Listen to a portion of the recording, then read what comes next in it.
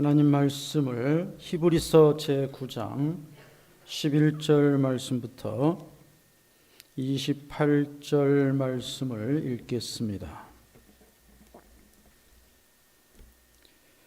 히브리서 제9장 11절 그리스도께서 장래 좋은 일의 대제사장으로 오사 손으로 짓지 아니한 곧 이 창조에 속하지 아니한 더 크고 온전한 장막으로 말미암아 염소와 송아지의 피로 아니하고 오직 자기 피로 영원한 속죄를 이루사 단번에 성소에 들어가셨느니라.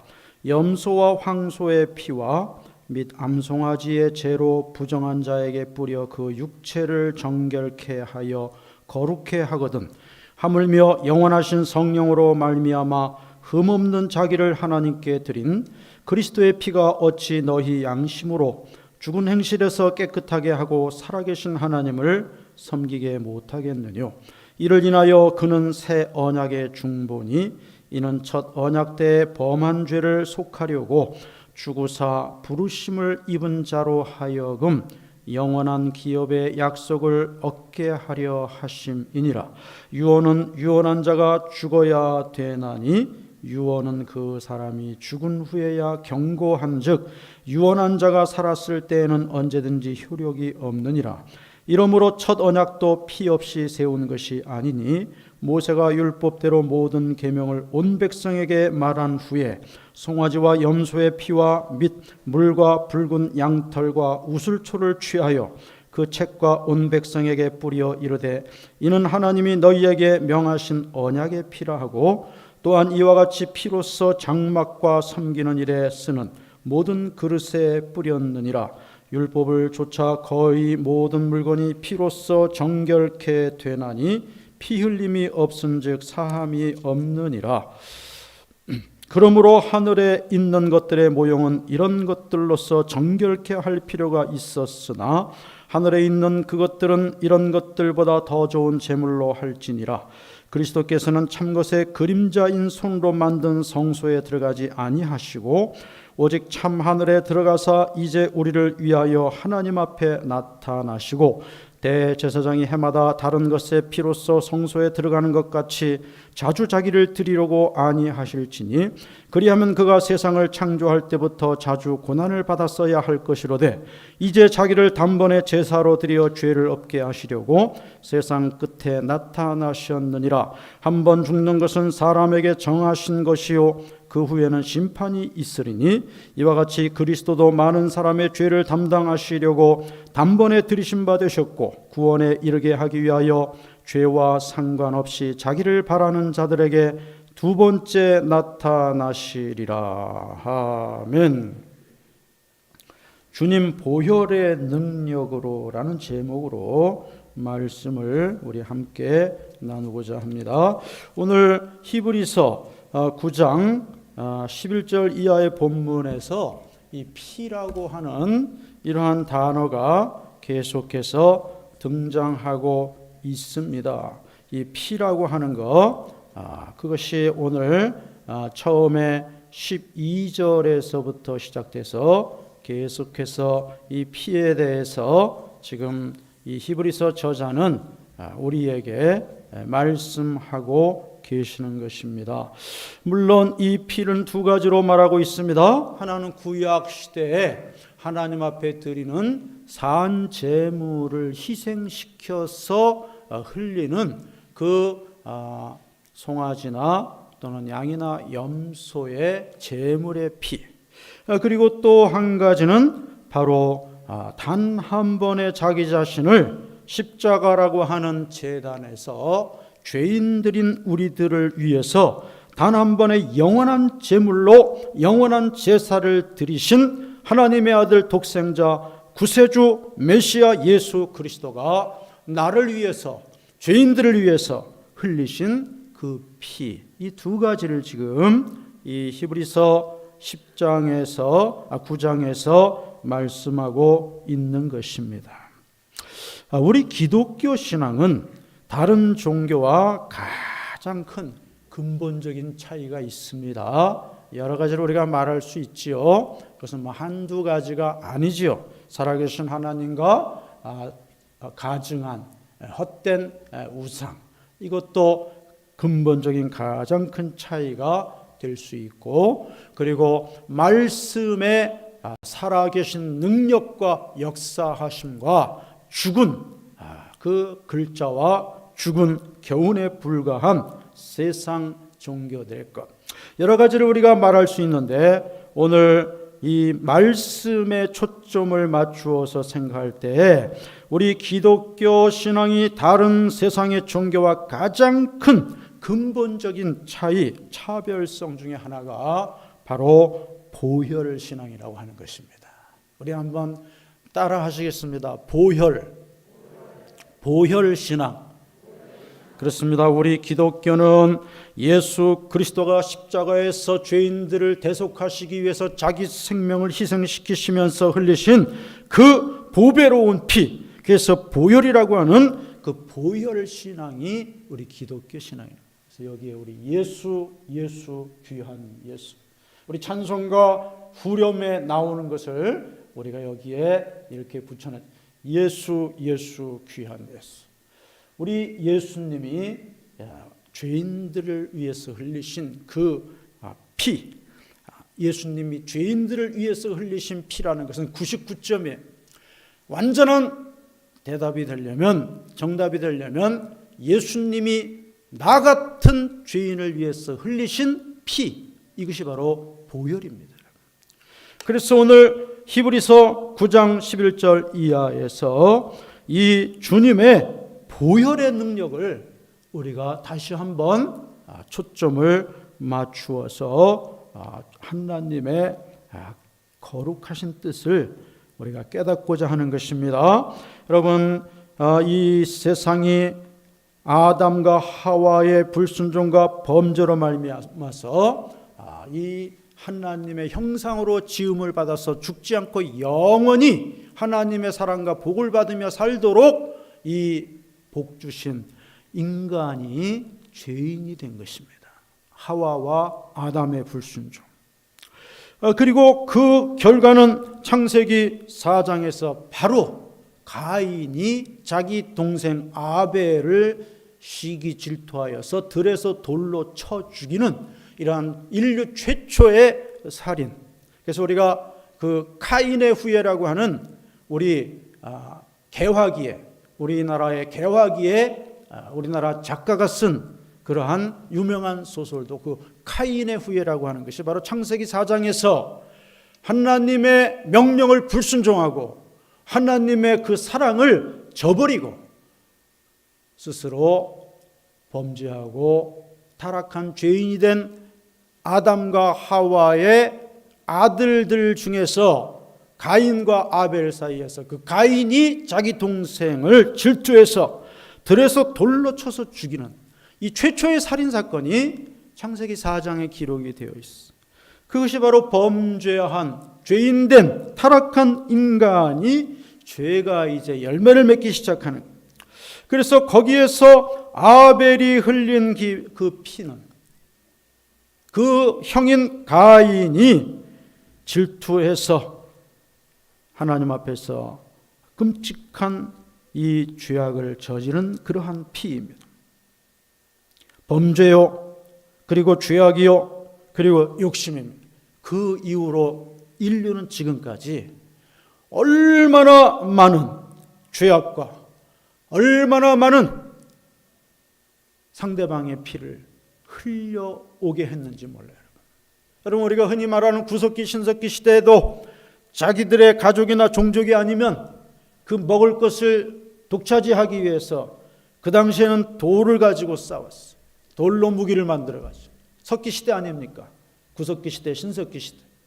그 다음에 철기 시대에 들어와서는 쇠를 가지고 무기를 만들어서 그것으로 다른 부족이나 다른 가족을 향해서 먹을 것이 지금하고는 비교가 안 될 정도로 아주 구하기가 어려웠을 땐 그렇게 싸워 상대방을 피를 흘리게 하고, 청동기 시대에는 더 나은 쇠와 구리의 합금으로 이제 더 나은 무기를 만들어가지고 얼마나 많은 힘 있는 자가 약한 자의 피를 흘리게 했는지 몰라요. 그리고 인류 역사를 통해서 보면은 수많은 작게는 부족 간의 전쟁으로부터 시작했어. 크게는 나라와 민족 간의 전쟁들. 우리가 흔히 말하는 세계대전, 두 번에 걸친 세계대전이 있잖아요. 제1차 세계대전, 그리고 두 번째 제2차 세계대전. 인류는 앞으로 제3차 세계대전을 두려워하면서도 제3차 세계대전이 만약에 발발한다고 하면 살아남을 사람이 없을 정도의 어마어마한 수소폭탄과 원자폭탄, 이런 것들을 수만 기씩 강대국들이 개발해서 완성해서 배치를 완료하고 있습니다. 그리고 그런 세계대전이라고 하지는 않지만 베트남 전쟁이나 한국 전쟁이나 포클랜드 전쟁이나 또는 이라크에서 일어났던 전쟁, 이런 전쟁에서 얼마나 많은 피를 흘렸습니까? 대량 학살에 이러한 무기들을 가지고 지금도 침략자 푸틴에 의해서 자기 독재 권력을 공고히 하기 위해서 무고한 이웃 나라를 자기 나라라고 우기면서 명분 없는 침공과 어린아이와 여자들과 민간인들까지 학살하는 이런 지구상에서 사라져야 할 푸틴과 같은 침략자들이, 독재자들이 일으키고 있는 전쟁에 지금 얼마나 많은 젊은이들이 죽어가고 있어. 침공해온 그 독재자의 명령에 따라서 침공해온 19살, 20살짜리 징용돼 끌려온 러시아 군인들이 지금 3,000명, 4,000명이 죽었대잖아요. 그러면은 그 강한 나라의 침공을 받고 있는 우크라이나 군인들은 물론이고 민간인들이 얼마나 많이 죽고 있냔 말이에요. 한 사람의 야욕과 한 사람의 정신병적인 이러한 판단으로 인해서 지금 이런 고통을 당하고 있어. 얼마나 많은 범죄와 죄악으로 피가 흘려진 인류 역사인지 모른단 말이에요. 그 외에도 신문과 TV를 통해서 들려오는 개인 간의 사회적인 범죄로 인한 이런 그 피 흘리는 일들이 또 얼마나 많이 있어. 이러한 모든 죄악 때문에 오늘 예수 그리스도가 이 땅에 예수 그리스도의 보배로운 피를 흘려서 우리의 모든 죄값을 치러주시고 우리를 죄에서 구원하셔서 하나님의 자녀 삼으신 것을 믿으시기를 주님의 이름으로 축원합니다. 로마서 6장에 보면요, 거기서 이렇게 말하고, 한 사람으로 말미암아 세상에 사망이 왕노릇하고 또 한 사람으로 말미암아 세상에 생명이 왕노릇한다고 로마서 6장 17절에서 말씀하고 있어. 먼저 한 사람으로 말미암아 죄악이 세상에서 왕노릇한다는 것은 아담으로 말미암아 그렇게 되었다고 말하고 있어. 사실 아담은 좀 억울하죠. 왜냐하면 아담은 하나님의 명령을 먼저 어긴 사람이 아니에요. 아담을 하나님이 지으시고 그 다음에 아담의 돕는 배필로 하나님이 지어주신 하와가 혼자 있을 때 옛뱀, 사탄의 화신 옛뱀의 유혹을 받아서 하나님이 금하신 선악을 알게 하는 나무의 실과를 따먹는 불순종과 죄악을 범하고 그 선악을 알게 하는 나무의 실과를 가지고 와서 자기 남편에게도 먹게. 근데 왜 로마서 6장에서는 그 한 사람으로 말미암아 죄악이 세상에서 왕노릇하게 되었다고 할 때 아담이라고 말했냐 하면 아담과 하와 이 부부 사이의 대표로 아담을 얘기하는. 그리고 또 한 사람으로 말미암아 생명이 세상에서 왕노릇한다고 하는 그 또 한 사람은 누구냐 하면 하나님의 아들, 독생자, 죄인들을 구원하시기 위해서 낮고 천한 이 땅에 오신 예수 그리스도 한 사람을 말하고 있습니다. 할렐루야. 그래서 로마서 6장에서는 한 사람으로 말미암아 죄악이 세상에서 왕노릇하여서 다 죽음 앞에 종이 되었고 다 사탄의 노예가 되었고 다 죄악을 먹고 마시고 행하는 이런 세상이지만 하나님의 거룩하신 뜻과 사랑 가운데 자기 독생자 예수 그리스도를 사람의 몸으로 이 땅에 때가 참에 구약 성경에서 예언한 그 예수 그리스도를 이 땅에 보내셨습니다. 그래서 요한복음 1장 14절에서 말씀이 육신을 입어 우리 가운데 거하심에 우리가 그의 영광을 보니 아버지의 독생자의 영광이요 은혜와 진리가 충만하더라. 그 말씀처럼 하나님의 아들 예수 그리스도가 그 하늘 영광 보좌를 버리시고 이 땅에 사람의 누추한 모습으로 오셨어요. 성육신 하셨어요. 그 예수 그리스도가 십자가에서 피를 흘려 주심으로, 피를 흘렸다고 하는 것은 자기의 생명을 내어주심으로, 자기의 생명을 대속제물로 내어주심으로, 공자가 죽거나 소크라테스가 죽거나 또는 석가모니가 죽거나 그런다고 해서 죄인들의 죄가 씻어지는 게 아니에요. 왜? 다 같은 죄인이잖아요. 조금 나았다 뿐이지 공자와 같은 도덕가 또는 시타르타 석가모니와 같은 성각자 또는 소크라테스와 같은 철학자, 사람들 사이에서는 좀 낫다고 할 뿐이지 하나님 앞에서는 다 죄인들이라는 말이에요. 그러므로 그들이 한꺼번에 다 십자가를 지고 죽는다고 해서 인류의 죄가 용서되어지는 게 아니에요. 인류의 죄는 죄 없으신 하나님의 아들 삼위일체 하나님 중에 성부, 성자, 성령, 영원 전부터 계셨고 영원 후까지 영원히 계시는 그 삼위일체 하나님 중에 한 분이신 성자 예수 그리스도가 사람의 몸을 입으시고 요한복음 1장 14절 말씀처럼 말씀, 하나님의 영원한 생명의 말씀 로고스, 그 말씀이 사람의 육신을 입어 우리 가운데 거하시게 하셨고 우리가 그의 영광을 보니 아버지의 독생자의 영광이고 은혜와 진리가 충만하더라. 할렐루야. 소크라테스에게는 미안하지만 소크라테스하고 비교가 안 돼. 시타르타에게도 비교가 안 되지. 공자와도 비교가 안 되지. 하나님의 아들이신 그분이 죄인들을 위해서 가장 쓰리고 아픈 십자가를 지시고 자기의 생명을 아낌없이 대속제물로 내어주시는데, 구약시대 수천 년간의 하나님의 명하신 제사와 제물은 바로 그 예수 그리스도가 이 땅에 오셔서 앞으로 죄인들을 대신해서 자기 몸을, 자기 생명을 단번에 영원한 제물로 죄인들을 구원하기 위해서 죄인들의 죄값으로 내어주시는 그것을 보여주는 사건이 구약성경 수천 년의 역사요 수천 년의 사건들이라. 그리고 그것이 십자가라고 하는 제단에서 예수 그리스도의 십자가의 죽으심의 사건을 통해서 그것이 성취가 된 것이,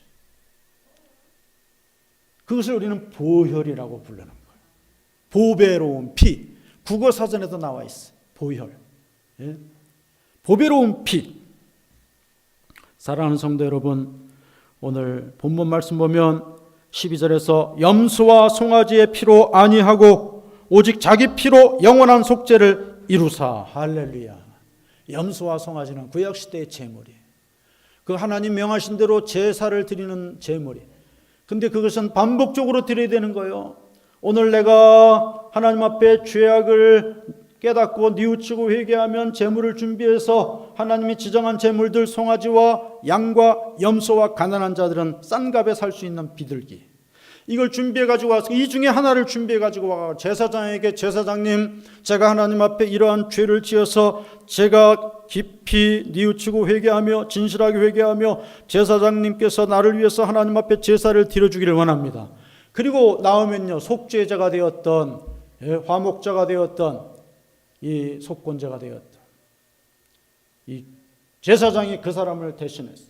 하나님과 죄인 사이의 중보자로서 제사장이 송아지로 제물을 삼아 또는 양으로 제물을 삼든지 염소로 제물을 삼든지 가난한 사람이 가져온 비둘기로 제물을 삼든지 그 제물은 반드시 생축이어야 되는, 살아있는 짐승이어야 된다. 살아있는 가축.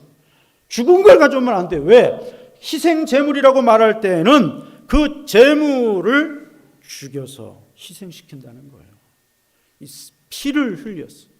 그 생명을 대신 갚아준다는 뜻. 잔인한 것 같지만 여기에 십자가 구속의 놀라운 비밀이 여기에 숨겨져 있는 거예요, 여러분. 뭐 어차피 송아지나 염소나 양은 하나님이 제물로 바치라고 한 그 가축 중에 하나이기 때문에 그 중에 제물로 바쳐지지만, 하나님 앞에 제물로 안 바쳐져도 사람들이 키우는 송아지나 양이나 염소는 결국은 잡아먹잖아요, 사람이. 근데 뭐 그걸 잔인하다고 할 건 없어.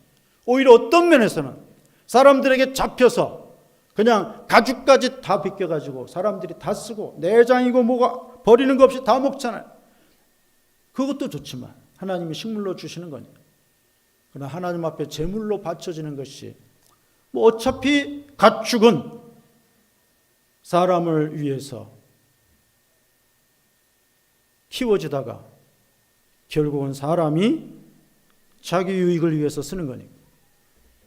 네, 하여튼 그와 같은 원리가 있다고 하는 사실입니다. 사랑하는 성도 여러분, 아담과 하와가 범죄해가지고 이 세상에 사망이 왕노릇하고 모든 인류, 모든 사람들이 다 죽음, 사망이라고 하는 그 앞에 다 굴복하고, 그리고 원수마귀 사탄이 모든 인생들을 다 자기의 도구로, 종으로 삼아서 한평생 사는 동안에 죄악을 먹고 마시고 행하게 하고 희망과 소망이 없는 삶을 살게 했지만, 우리 하나님이 약속하신 대로 예수 그리스도로의 보혈을 통해서 우리를 구원하실 때 성령의 놀라운 신비한 역사를 통해서 우리가 이제 죄와 사망에 대해서 예수 그리스도의 생명으로 희생당하신 그것으로 우리가 이제 죄사함을 받게 하시고, 우리가 이제 의와 진리의 거룩함으로 지으심을 받은 성령의 역사하심으로 새로운 하나님의 자녀로, 새 생명으로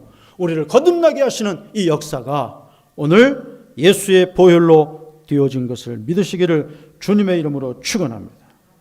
그래서 출애굽기 12장의 첫 번째 유월절 사건, 이스라엘 백성들이 430년간 종살이하던 애굽 땅에서 이제 나오기 전날 바로가 강팍해서 9번째까지 하나님의 그 능력을 보고도 강팍해가지고 하나님의 명령을 불순종하고 애굽에 있는 이스라엘 백성들을 보내주지 않으니까 하나님이 마지막 10번째 재앙을 내리잖아요. 재앙을 내리시기 전에 모세를 통해서 이스라엘 백성들에게 지시하십니다. 너희는 1년 된 수양을 잡아서 그 양의 피를 너희들이 사는 집에 좌우 설주, 이게 문이라면 이게 좌우 설주예요. 좌측 우측 임방에 발라. 임방은 연결하는 부분. 너희들이 사는 집의 문에 좌우 설주와 문설주 임방에 어린 양의 피를 바르고 누룩 없는 떡을 만들어서 먹고 쓴 나물을 먹어라. 그렇게 지시하시잖아요. 그래서 그 하나님의 명령대로 순종해서 1년 된 수양을 잡아서 그 양의 피를 이스라엘 백성들이 사는 자기 집에 좌우설주와 임방에 바르고, 그날 밤이 되었는데 하나님이 보내신 죽이는 사자가 애굽을 다닐 때 그 피가 발라진 집은 넘어갔다는 거예요. 그래서 유월이라고 말해요. 한자로 유월이라고 하는 것은 우리가 월남했다, 월북했다 그러잖아요. 넘어간다는 거예요. 북쪽으로 넘어간 건 월북, 남쪽으로 넘어간 건 월남. 유월절, 영어로는 패스오버. 하나님의 그 심판하는 죽이는 사자가 와서 이 집은 어린 양의 피가 발라졌으니 이스라엘 백성들의 집이구나. 그리고 그냥 넘어갔다는 거예요. 그래서 패스오버, 유월절. 그런데 이 어린 양의 피가 발라지지 않은 애굽 사람의 집에는 들어가서 하나님이 그 첫 것을 다 죽이셨어. 잔인하다고 생각하지 마십시오. 하나님 9번째까지 기회를 주셨어요. 9번째까지 하나님은 참고 기회를 주셨어요. 우리 흔히 사람들이 하나, 둘, 셋까지 참는 것도 힘들잖아요. 그러니까 뭐 참을 인자가 셋이면 못도 면한다고 하죠. 근데 하나님은 9번이나 계속해서 바로가 불순종했지만 기회를 주셨어요. 그래도 그 끝내 하나님의 명령을 불순종하니까 하나님 마지막 10번째 재앙을 가지고 치신 거예요. 그러니까 바로 왕이 자기의 첫 왕자가 죽고 애굽 백성의 모든 첫 자식이 죽고 심지어 애굽 사람들의 그 가축의 첫 새끼까지 다 죽으니 그제서야 바로가 말해요. 두려워서 이스라엘 백성들을 내보내는 거예요. 그것은요, 하나님이 수백 년 전에 믿음의 조상 아브라함과 약속한 그 약속을, 아브라함도 죽고 이삭도 죽고 야곱도 죽고 요셉도 죽었지만 그 600여 년의 그 이전에 하나님이 아브라함에게 약속한 그 약속을 잊지 아니하시고 때가 되니까 애굽 땅에서 종살이하고 노예살이하던 이 아브라함의 후손들 이스라엘 백성들에게 너희는 여기에서 노예 생활하고 종살이하고 애굽 사람들의 고깃가게에서 고기를 요리해 주면서 그거나 조금 얻어먹으면서 살 백성들이 아니다. 너희는 나의 백성이고 내가 너희의 조상 아브라함에게 약속한 대로 너희는 저 약속의 땅, 젖과 꿀이 흐르는 가나안 땅으로 가야 된다라고 불러내시는 거예요. 할렐루야. 오늘 우리들도 하나님 불러내신 줄로 믿습니다.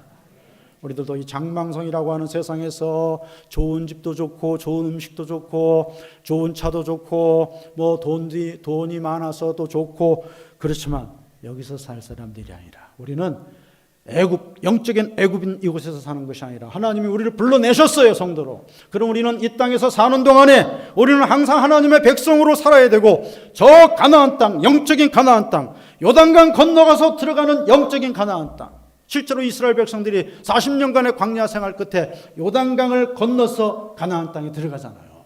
예? 새로운 지도자 여호수아를 앞장서서 제사장들이 이 법궤를 메고 요단강으로 들어가잖아요.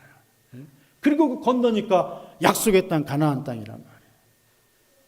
오늘날 뭐 저 이스라엘 나라 국가와 아랍 족속들 간의 싸움에서 이스라엘은 강도들이 그 팔레스타인 사람들이 살던 땅을 자기들이 팔레스타인 사람들 다 내쫓아 놓고 지금 자기들이 힘이 세다고 저렇게 강도짓한다. 전말의 말씀. 그 땅은요, 하나님께서 온 세상 만물을 창조하신 하나님께서 아브라함에게 일찍이 주시겠다고 약속한 땅이에요, 여러분. 그 땅을 때가 되니까 들어간 거예요, 지금 이스라엘 백성들이. 거기서 지금 이스라엘 백성들은 나라는 작지만 세계 어느 나라도 무시할 수 없는. 이스라엘은요, 미국도 건드리지 못해요. 러시아 못 건드려요. 이 아랍 한 30개 나라가 이스라엘 나라 조그만 나라 하나에게 지금 쩔쩔쩔쩔 매고 있잖아요. 이스라엘 나라는요, 우리나라보다도 작은 나라예요. 우리나라도 조그만 나라지만 이스라엘은 우리나라 경상북도만한 나라예요. 경상북도, 강원도보다도 작은 경상북도만한 나라. 그게 이스라엘 나라인데 이란이나 이라크나 사우디아라비아나 예멘이나 시리아나 심지어 아프리카에 있는 아랍 족속인 이집트도 이 작은 이스라엘 나라에 쩔쩔쩔쩔. 그 어디서 나온 힘입니까? 바로 신명기에 있는 말씀처럼 이스라엘 백성들이 자기 조상에게 주신 하나님의 약속의 말씀을 지금도 굳게 믿고 하나님을 의지하는 믿음으로 살기 때문에. 할렐루야. 오늘 우리들도 영적인 애굽 땅 장망성에서 부름을 받아서 영적인 홍해인 이 세상을 우리는 건넜어요. 하나님 우리에게 성령 세례를 주시고 물세례를 주신 것은 우리가 홍해를 건너게 하신 거예요. 이제는 홍해를 건너서 이제는 약속의 땅에 가기 위해서 우리가 시작을 한 거예요. 그래서 오늘 우리들은 예수 그리스도의 보혈의 능력을 믿고 살아야 할 줄로 믿습니다. 첫 유월절에 그 어린 양의 피가 우리를 살렸어. 유다 백성들을 살렸어. 오늘도 예수 그리스도의 보혈의 능력이 우리를 살리는 줄로 믿습니다. 여러분 찬송가 494장에 보면 만세 반석이 열리니 우리 잘 알죠. 옛날엔 188장이었는데 이 찬송가를 말이에요. 왜 다 뒤집어 놓고 바꿔놔가지고 말이에요. 가사도 어떤 건 뭐 이상하고요. 옛날 게 좋은데. 근데 하여튼 찬송가 494장 보면 만세 반석 열리니 내가 들어가. 만세 반석 열리니 내가 들어갑니다. 장의 허리 상하여 물과 피를 흘린 것. 여러분, 물과 피를 흘린 예수님은 오전 9시부터 오후 3시까지 성금요일에 고난주간의 금요일에 십자가에 못 박히셨어요.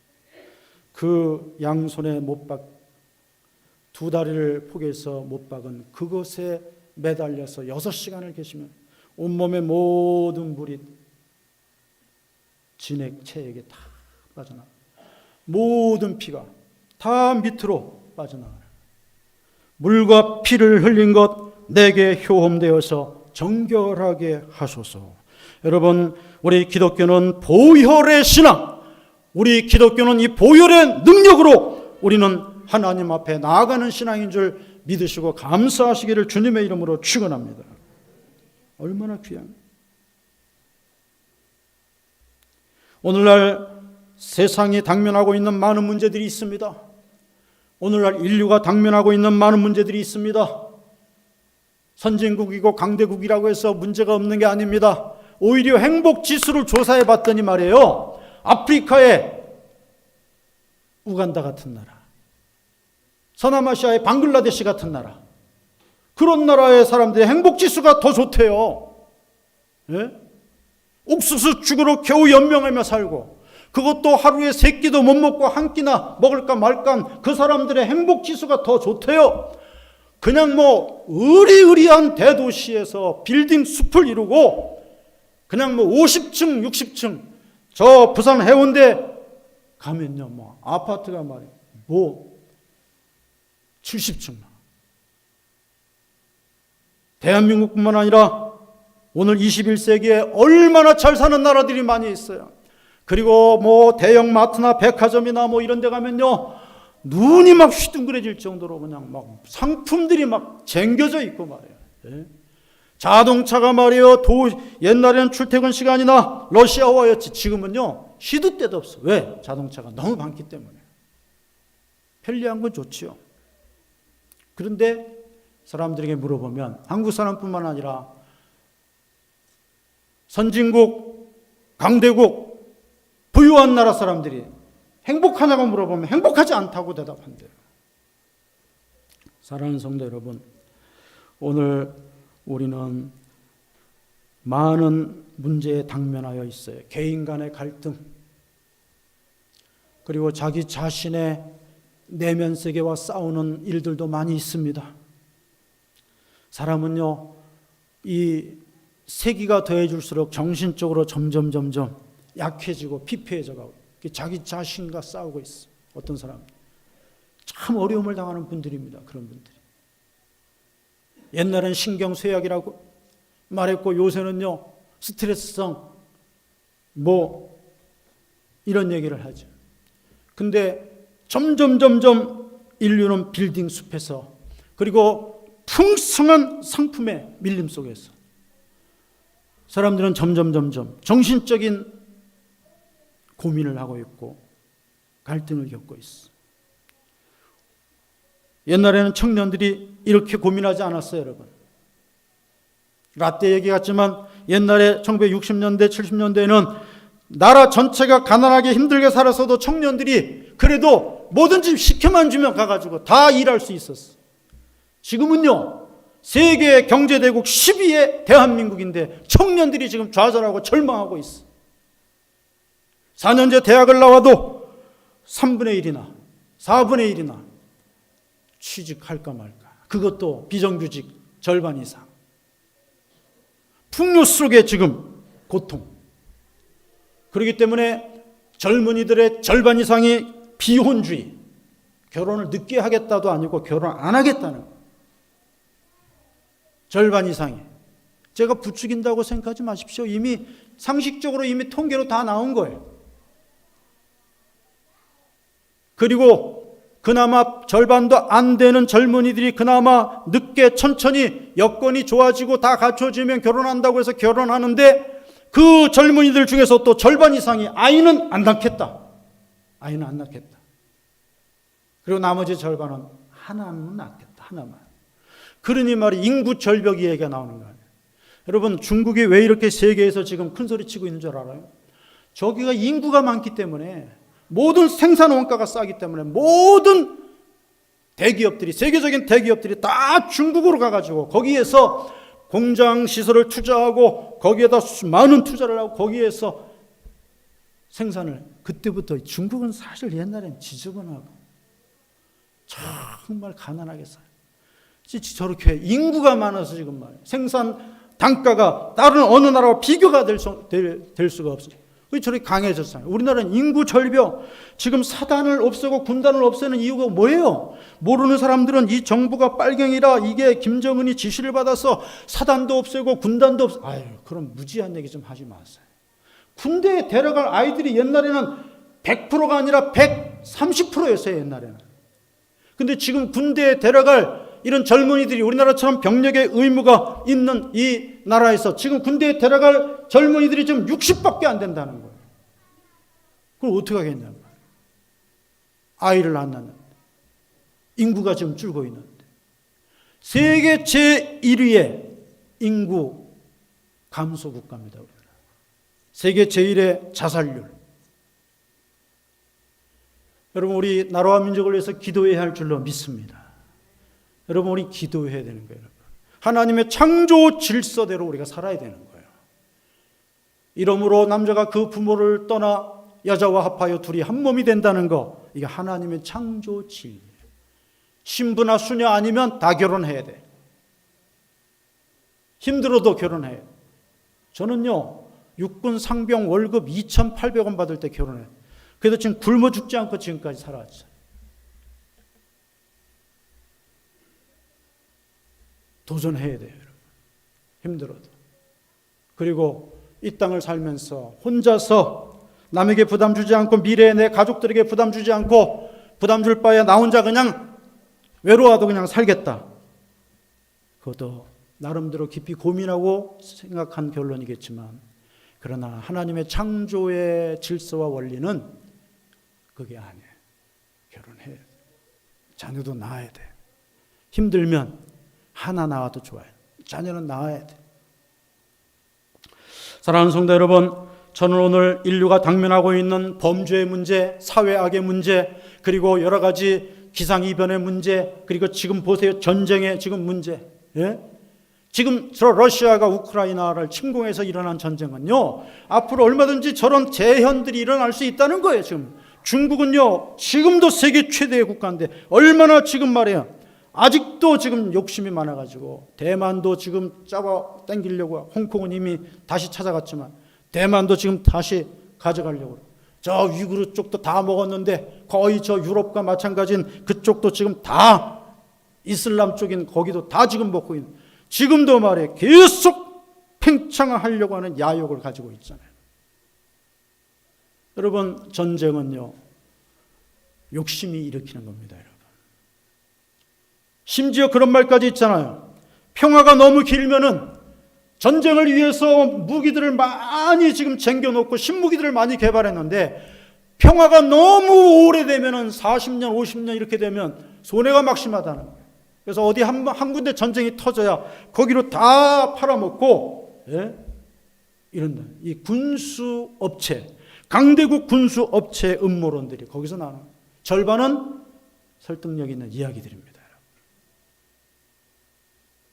그러나 너무 악한 이야기들이죠. 오늘 인류가 당면하고 있는 많은 문제들, 개인과 가정과 사회가 당면하고 있는 문제들, 이런 문제들이 돈 가지고 해결될 수 없습니다. 어떤 지도자가 나와도 해결될 수 없습니다. 저는요, 내일 모레 글피가 대통령 선거지만 저는 이해하고 드십시오. 저는 1번이 되든 2번이 되든 다 난 별 차이 없다고 봅니다. 왜냐하면 대통령이 1번이 되든 2번이 되든 그 사람이 굳게, 나는 정말 이 기구한 인명인, 지정학적으로 기구한 이 운명에 처해 있는 우리 조국 대한민국을 위해서, 위로는 중국과 러시아, 아래는 일본, 그리고 멀리 있지만 항상 미국이 우리를 늘 영향권 안에 두고 있는 이 세계 4대 강대국에 둘러싸여 있는 이 기구한 민족이 우리 대한민국을 위해서 나는 대통령 임기 끝날 때까지 좌고우면하지 않고 정말로 나라와 민족을 위해서 밤잠을 늦게 자고 새벽잠을 일찍 일어나서라도 나라와 민족을 위해서 내가 정말 대통령 선거 기간에 약속한 공약과 그걸 다 지키면서 하겠다. 그러면 2번도 좋고 1번도 좋아요. 3번도 좋고 7번도 좋고 다 좋아요. 누구든지. 근데 그렇게 될까요? 대통령 선거 끝나고 9일날 자정 지나면 이제 당선인이 누구 나오겠죠. 누군지.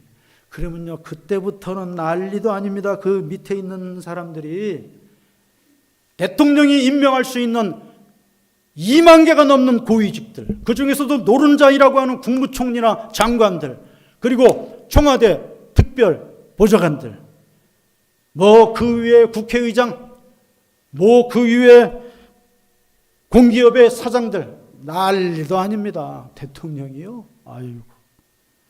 저는 그래서 그렇게 기도하고 있어요. 여러분들은 어떻게 기도하시는지 모르지만 저는 덜 나쁜 사람이 대통령 되게 해주십시오. 더 나쁜 사람 말고. 그래도 덜 나쁜 사람이 되어서. 누군가는 될 거 아니에요, 어쨌든.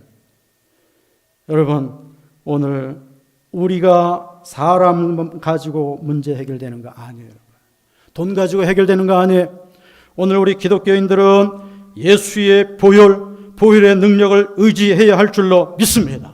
보혈의 능력이 여러분의 정신적인 어려운 문제들, 여러분 갈등하는 문제들, 고민하는 문제들, 예수의 보혈이 해결해 주실 수 있습니다.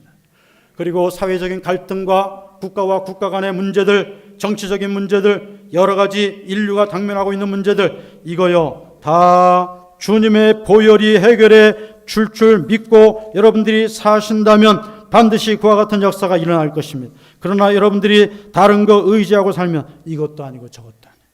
여러분, 결론적으로 말씀드립니다. 우리 성도는 주님의 보혈이 나의 인격이 되어야 할 줄로 믿습니다. 우리 성도는 주님의 보혈이 나의 자부심이 되어야 할 줄로 믿습니다. 우리 성도는 주님의 보혈이 나의 재산이 되어야 해요. 여러분, 형태도 없는 거. 목사님은 설교할 때는 그렇게 말씀하실 수 있죠. 주님의 보혈이라는 게 도대체 뭡니까? 금처럼 만져지는 것도 아니고 돈처럼 셀 수 있는 것도 아니고 주님의 보혈이 그렇게 좋다면서 실제적으로 내 삶 속에, 내 생활 속에, 그리고 이 현실 속에 주님의 보혈이 도대체 어떻게 좋은 겁니까? 혹시 그렇게 의문이 들 수도 있습니다. 그러나 그렇다 하더라도 주님의 보혈이 세상을 다스리고 주님의 보혈이 원수마귀 사탄의 역사를 때가 되면 잠재우고 악을 패배하게 만듭니다. 주님의 보혈의 능력이 믿음으로 우리가 하나님의 영광을 체험하게 만드는 참된 능력이 되는 것을 믿고 젊은이들이든지 우리 성도 기성세대들 다 주님의 보혈을 믿는 우리 기독교 신앙, 주님의 보혈의 신앙을 가지고 무장하시고 사시기를 주님의 이름으로 축원합니다. 하나님 아버지 감사합니다. 오늘 주님의 보혈이 우리를 죄에서 정결케 하고 주님의 보혈이 하나님의 약속을 우리에게 이루어 주시는 줄로 믿습니다. 오늘 살아계신 주님의 보혈의 능력이 세상의 죄악을 멸하고 원수마귀 사탄을 패배하게 만들 줄로 믿습니다. 이 믿음으로 우리가 살게 하여 주시옵소서. 이 땅의 교회와 믿는 자들이 주님의 보혈로 날마다 새로워지고 내가 새로워지는 역사를 허락하여 주시옵소서. 예수 그리스도의 이름으로 기도하옵나이다. 아멘.